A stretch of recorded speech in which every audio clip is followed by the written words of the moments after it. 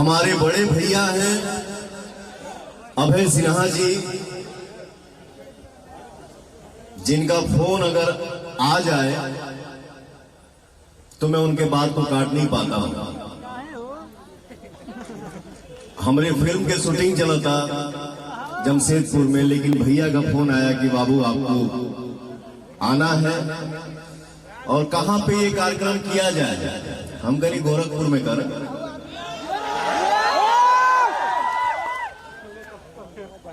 तो अभय सिन्हा जी ऐसे व्यक्ति का नाम है जो इंसान हम जैसे कलाकारों को विदेश दिखा दिया।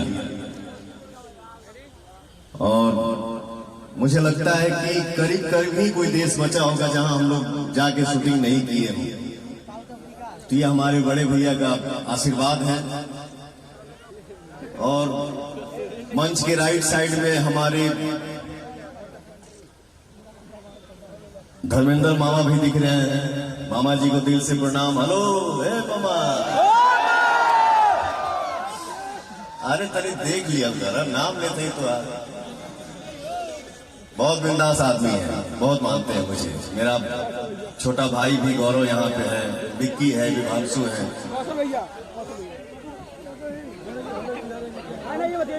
अयोध्या जाएंगे सर, श्री राम की नगरी में कौन नहीं पहुंचेगा।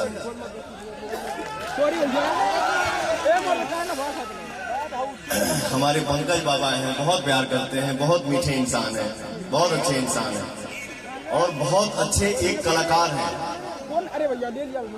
जो ये गायकी कर देते हैं ना। हमारे घर पे आके बॉम्बे, दिल्ली, बनारस, गोरखपुर, ये मैं बोल रहा हूं कि हर किसी से वो गायकी नहीं हो पाएगा जो आप कर देते हैं। आई लव यू बाबा, और दिल से धन्यवाद, थैंक यू सो मच हमारे अभय भैया।